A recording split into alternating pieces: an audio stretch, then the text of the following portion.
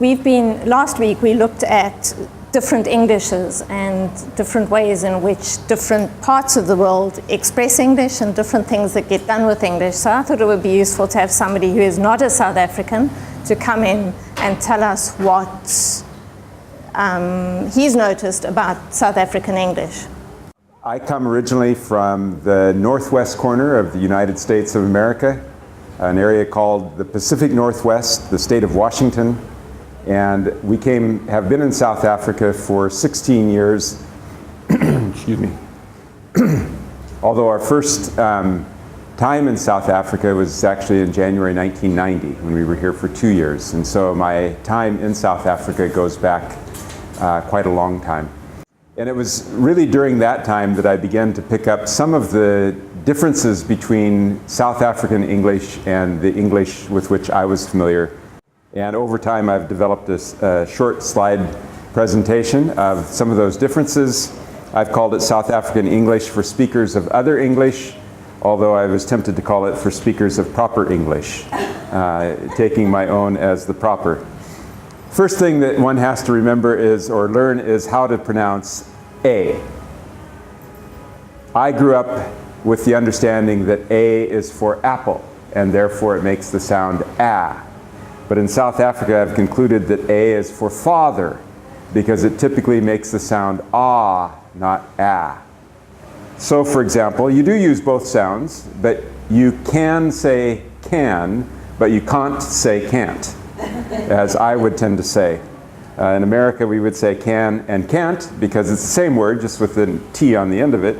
But here it's two different words. It's can and it's can't.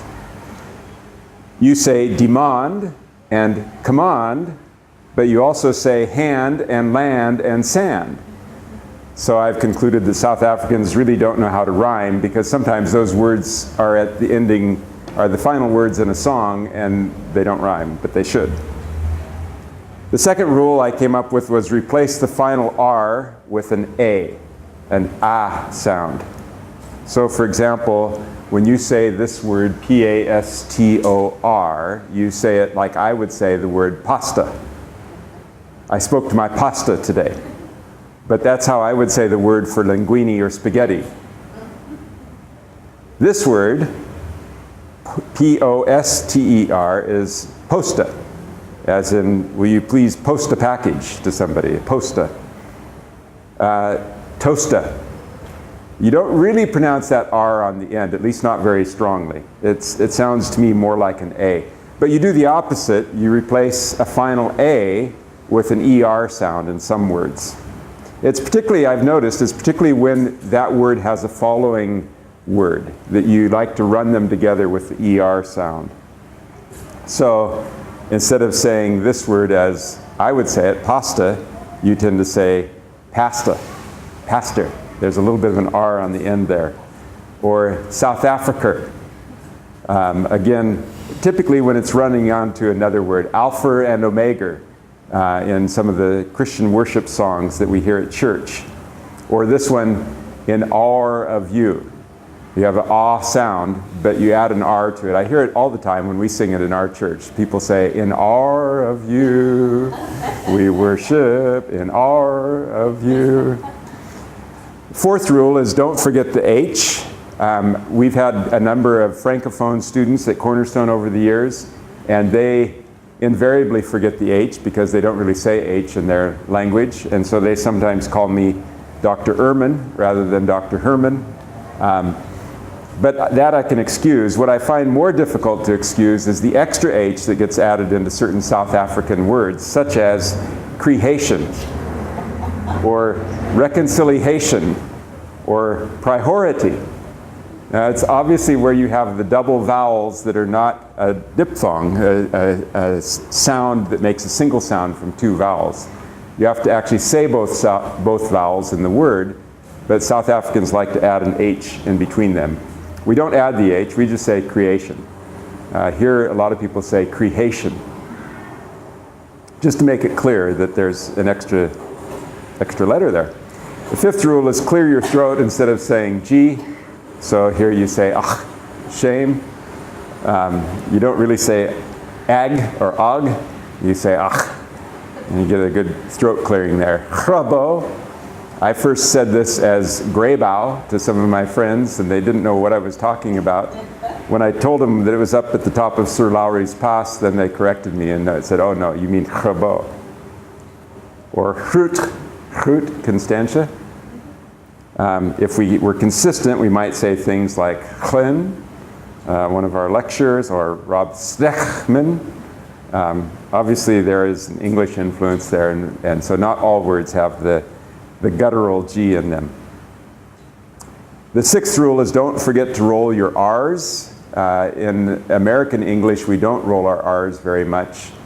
We do pronounce them, but we don't roll them.